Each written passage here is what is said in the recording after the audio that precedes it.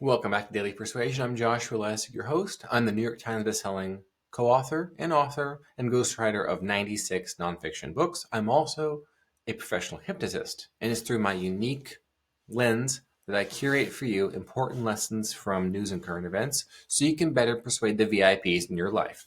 And today I want to talk to you about something that is not at all obvious, but is important to point out whenever someone starts talking about feminism, which is happening a lot recently. If you're listening to or observing anything from the left, everything is Trump's rolling away our rights, President Trump's doing this, President Trump's canceling women's suffrage, and he's doing this, he's doing all these other things, right? And then from the anonymous right, I'll call them the sort of based shit posters online, who will say things like, repeal the 19th.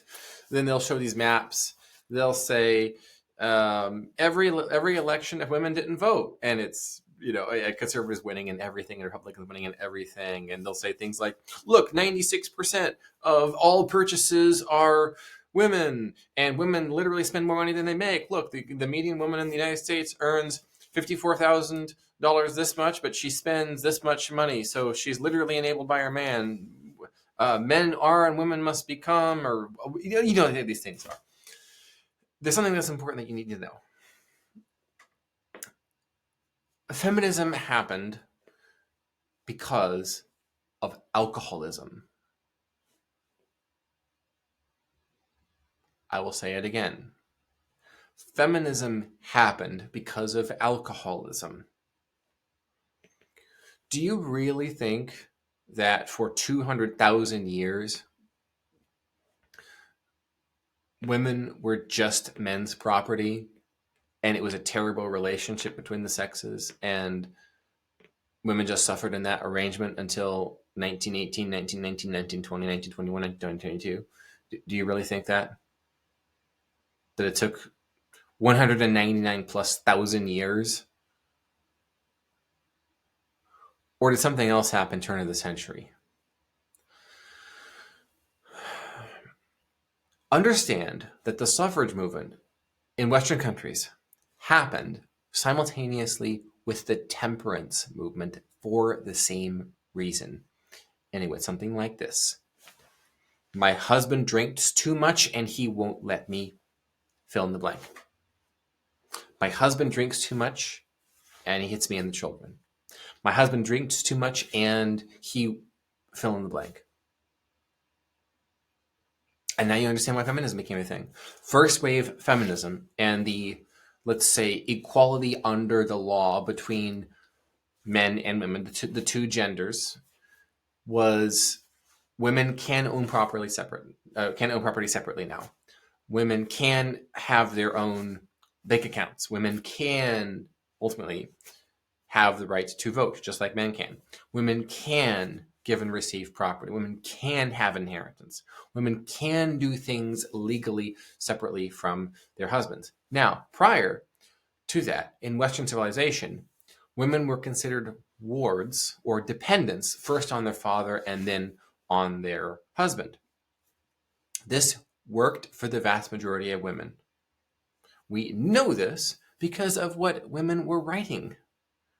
Yes, women were writing and women were publishing.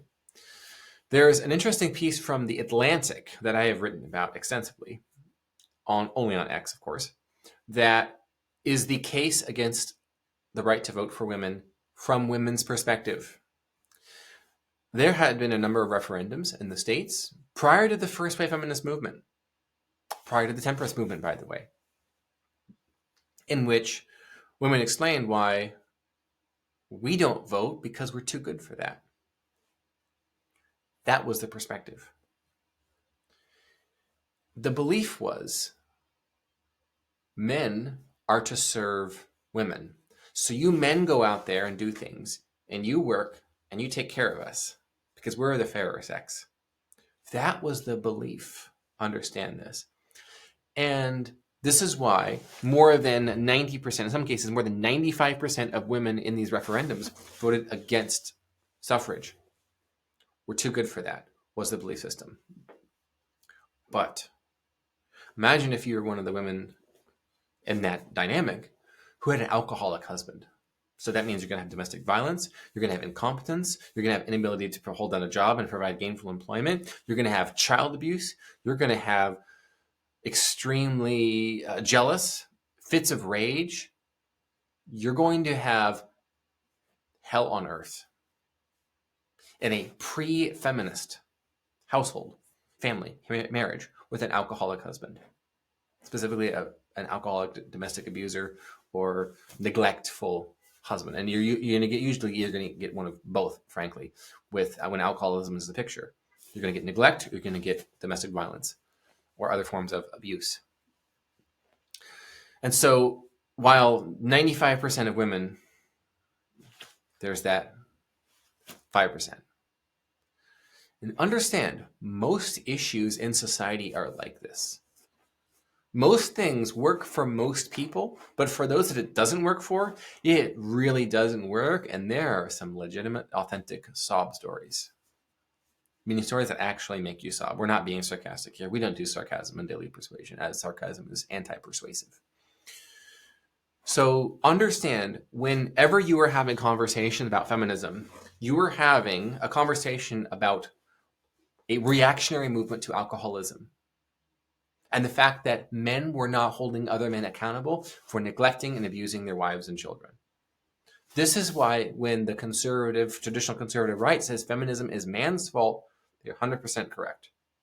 Feminism is the fault of alcoholic husbands, which is why both moves happen simultaneously.